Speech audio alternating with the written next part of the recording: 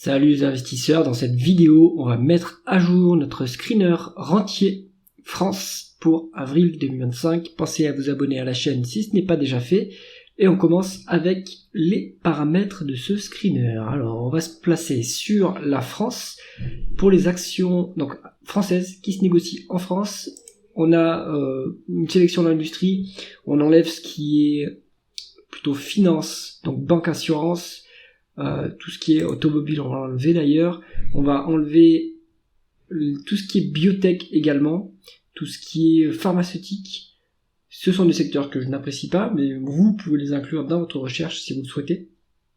Ensuite, d'un point de vue quantitatif, on va se mettre sur des sociétés qui ont une market cap déjà un peu grosse. Enfin, 500 millions, c'est pas énorme, mais ça donne un bon niveau de, on va dire, de sécurité sur la liquidité du titre, notamment, et sur le niveau de communication de l'entreprise. On se met sur un rendement du dividende à 4%. 4%, ça me semble être un niveau qui est intéressant, si vous comparez à un livret comme le livret A qui doit être à 2,5 à l'heure actuelle, peut-être un peu moins. Donc ça vous donne quand même une prime par rapport à un placement, à un livret bancaire.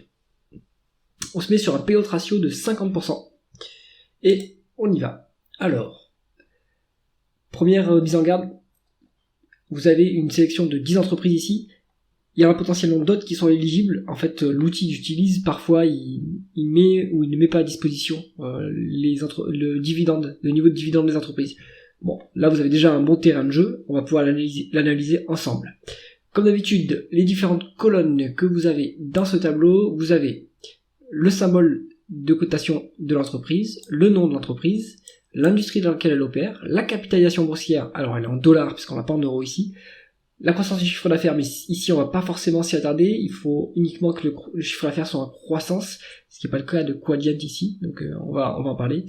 La valorisation, mais c'est pas très important ici, donc nous ce qu'on va regarder c'est plutôt alors l'endettement, pour voir si le bilan est solide, parce qu'un bilan qui est trop dangereux, ça va forcément entraîner une coupure du dividende. On va regarder le rendement du dividende bien sûr. Le rendement de l'actionnaire, ça peut être aussi intéressant, puisque s'il y a des rachats d'actions, ça augmente la participation des actionnaires dans l'entreprise, et donc aussi ça va augmenter le rendement du dividende mécaniquement, puisque moins d'actions qui ont droit au dividende égale plus haut rendement pour les actions qui restent. On va regarder le niveau de dividende qui a été versé par rapport au free cash flow. C'est le plus important parce que, en fait, c'est avec les free cash flow qu'on paye le dividende, alors qu'on calcule le payout ratio par rapport au bénéfice net, ce qui n'a peu de sens à mon avis. Alors, on commence tout de suite avec la première société de cette liste. Donc on est sur Eiffage, donc un des co-leaders du BTP avec Vinci. On est sur 11,4 milliards de market cap. Il y a de la croissance. On a rendement du dividende, alors on a un endettement qui est à 2,4, donc on est plutôt endetté sur Eiffage, donc attention. À surveiller par la suite. Il faudrait que ce désendettement, que la dette baisse un petit peu dans les prochains exercices pour un peu renforcer ce dividende. On a un rendement du dividende qui est à 3,6%, donc ça reste c'est intéressant. Donc là, on a le dividende qui a eu lieu sur les 12 derniers mois. Mon critère de sélection ici, il était sur le dividend yield indicated, donc on va se le mettre ici. C'est en gros le rendement du dividende qui est prévu par les analystes, parce qu'a dit le management. Donc on va plutôt mettre cette valeur là que je rajoute tout de suite. Alors on va enlever, donc ici on a dividend yield qui est ici, hop, voilà. Donc on a 4,3 sur Eiffage, c'est tout à fait intéressant. On a un rendement de l'actionnaire qui est à 5,5, donc en plus il y a des rachats d'actions, donc ça c'est intéressant. Est-ce que le groupe a les moyens de cette rémunération d'actionnaire? On voit qu'on a un dividende qui fait, donc sur les 12 derniers mois, donc c'est pas celui-là. Bon, il va être pas si loin que ça, mais on a un dividende de 410 millions qui a été versé sur les 12 derniers mois, alors qu'on a des free cash flow de 3 milliards 300. Donc on est large pour le dividende, même en termes de bénéfice net. Donc pas de problème. Eiffage, le bémol ça va être la dette, mais sinon rendement attractif, rendement d'actionnaire attractif et sécurité tout à fait bonne. Donc Eiffage, déjà un bon petit dossier à mettre dans la liste. Ensuite on a Téléperformance, donc on la suit sur la chaîne, cette boîte, je l'ai en portefeuille, donc on commence à la connaître. On est sur 6 milliards de market cap, croissance positive. Ensuite, on regarde le niveau d'endettement, on a 2 fois la dette nette sur EBITDA. Le management prévoit une baisse de l'endettement, donc ça sécurise encore plus. On est à 4,7% de rendement du dividende pour 2025 au prix actuel. On est à 7,1 en termes de rendement d'actionnaire. Donc en plus, il y a des rachats d'actions. Tout ça, enfin le dividende, il nous coûte 240 millions avec des free cash flow qui sont 1,6 milliard. Donc on a les moyens de ce dividende. Ensuite, pour ce qui est du rendement de l'actionnaire global, ça va dépendre du montant des rachats d'actions. Mais ce qui est bien avec les rachats d'actions, c'est qu'ils ne sont pas engageants. C'est-à-dire que si une société veut les arrêter, elle pourra le faire sans trop de dégâts par rapport à son cours. Alors que si une société baisse son dividende ou arrête de l'augmenter, eh bien là, ça peut sanctionner auprès des actionnaires qui sont là pour le dividende. Et donc ils vendront leurs actions et feront baisser le cours. Donc Téléperformance, intéressant, bon niveau de rendement évidemment, c'est sécurisé, mais attention que le marché joue la mort de la société et donc table sur le fait que l'activité va disparaître. Donc ça pourrait être une menace à moyen terme sur le dividende. Maintenant, ça se matérialise pas du tout pour l'instant. Donc un dividende qui est attractif, en tout cas sur le court terme. Ensuite, on est sur Ipsos. Donc, on est sur la société, alors que là, ils nous mettent Medium, en fait, c'est une société d'enquête, sondage, marketing, 2 milliards de market cap, croissance positive. On a quasiment pas de dette, donc très solide comme bilan, donc ça sécurise le dividende. On a un rendement du dividende à 4,4%, intéressant. 5,6% de rendement d'actionnaire, donc en plus, il y a des rachats d'actions. Est-ce qu'on a les moyens? Oui, on a les moyens. 74 millions de dividendes sur les 12 derniers mois, contre 278 millions de free cash flow. On est large, on peut verser cette rémunération de l'actionnaire à ce niveau. Ipsos, bon petit dossier, assez intéressant. Hein. Il sortait aussi dans les screener value, mais ça peut être aussi intéressant pour un rentier. Électricité de Strasbourg, on est sur 1,1 milliard de market cap. On a une croissance qui est forte, positive donc. On n'a pas de dette au bilan, donc on est cash net, excellent, super solide. On a 8% de rendement du dividende, c'est énorme, mais on a 6% de rendement d'actionnaire, donc il y a de la dilution sur le dossier, dommage. Est-ce qu'on a les moyens de verser ce dividende? Oui, 66 millions de dividendes versés en 2024, on a fait 184 millions, donc il y a de la place pour verser ce dividende. Et d'ailleurs, je pense qu'il pourrait aussi racheter des actions pour compenser cette dilution. Électricité de Strasbourg, c'est intéressant pour un entier. Morel et Prom, donc on la suit sur la chaîne, on commence à la connaître un petit peu, on est dans le pétrole et le gaz, et c'est un dossier plutôt volatile, donc attention, pas sûr que ça convienne à un rentier vraiment. Mais si on se fie au quantitatif, oui, il y a de la croissance, donc ça c'est bon. On n'a pas de dette sur Morel et Prom, ils sont cash net. Un rendement du dividende à 5,3%, et un rendement actionnaire à 6,4%, donc il y a un peu de dilution. Est-ce qu'on a les moyens de verser ce dividende? Oui, 65 millions contre 132 millions de free cash flow, mais attention, on est sur une industrie qui est volatile, une société qui opère dans des pays, dans des géographies plutôt risquées, donc normalement il faut normaliser ces free cash flow pour en tirer une médiane et comparer par rapport à ce dividende. Il n'y a aucune garantie que le dividende reste stable, d'ailleurs, qu'il n'augmente, et d'ailleurs, je crois qu'il va pas augmenter sur 2025, il faut que je vérifie ça, mais ça sera pas le cas. Donc, Morel et Prom, pour moi, c'est plutôt un dossier value plus qu'un dossier rentier. Hein. Pour un rentier, oui, vous aurez un dividende ponctuellement élevé, mais il suffit qu'il y ait 2-3 mauvaises années, et ce dividende baissera. Il n'y a pas de visibilité sur les free cash flow. Donc, plutôt à l'écart pour un rentier. Hein.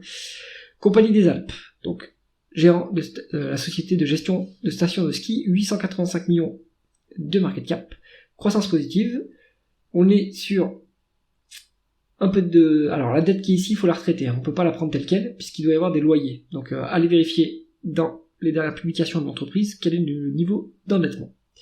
Un rendement du dividende à 6,5%, ça c'est tout à fait intéressant, 7,6% en rendement d'actionnaire, donc ça aussi, on a des rachats d'actions, donc plutôt pas mal ici.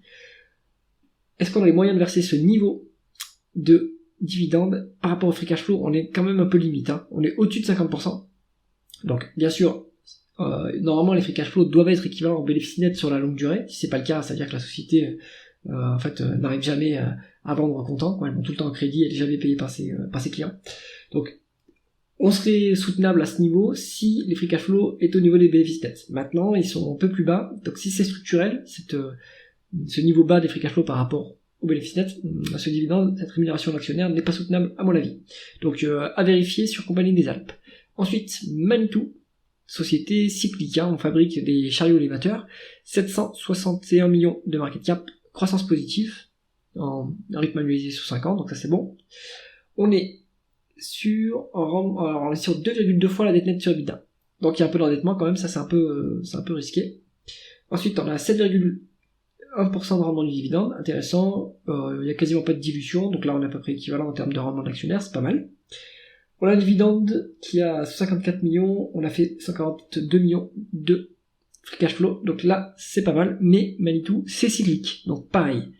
Vous allez avoir plusieurs années, vous pouvez potentiellement avoir des bonnes années avec des free cash flow élevés et vous pouvez payer le dividende, d'autres années où ce sera plus compliqué. Et donc là, à voir si c'est soutenable. Hein. Donc pour moi, Manitou, pareil, je la rangerai plutôt dans la section dossier value et pas forcément dossier rendement. Ensuite, GL Events, on est sur une société qui organise des événements.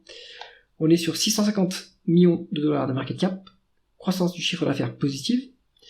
On est sur un rendement, alors on est sur 3,8 fois en dette nette sur EBITDA. Ça me paraît élevé. Donc vérifiez s'il n'y a pas d'IFRS 16, c'est-à-dire des loyers, qui sont inclus dans la dette nette, parce qu'à ce niveau-là, on est un peu trop dangereux pour ce dossier. 4,6% de rendement du dividende, donc ça c'est intéressant. 3,3% de rendement de l'actionnaire, donc il y a la dilution, dommage. Est-ce qu'on a les moyens de verser ce dividende? Oui, on est à un tiers, même pas des free cash flow, donc on peut verser ce niveau de rémunération actionnaire.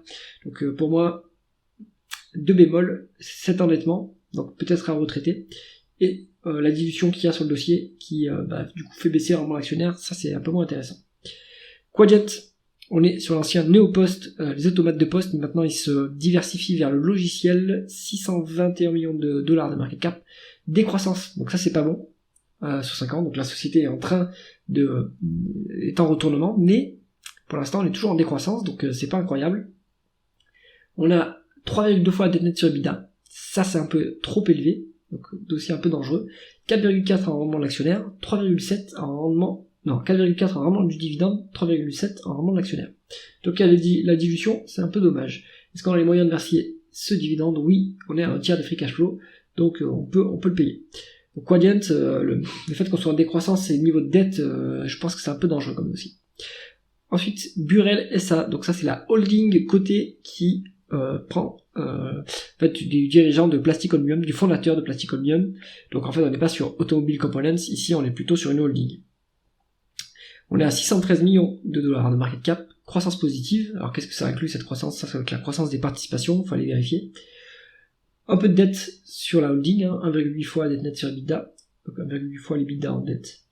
6,5% de rendement du dividende, donc ça c'est intéressant. 7,8% en rendement à l'actionnaire, donc en plus il y a des rachats d'actions, c'est pas mal. Est-ce qu'on a les moyens de verser ce dividende? Oui, on est à plus de 2 fois le dividende en bénéfice net. Donc, conclusion de ce dossier, pour des purs rentiers, ce qu'on pourrait considérer c'est Eiffage, Ipsos et Électricité de Strasbourg. Je pense que ça, ce sont les dossiers les plus intéressants, ceux qui ont le plus de visibilité, qui ont le moins de risque de baisse du dividende. J'espère que cette analyse vous a intéressé, c'est quand même un pouce vers le haut, et pensez à vous abonner à la chaîne. À bientôt.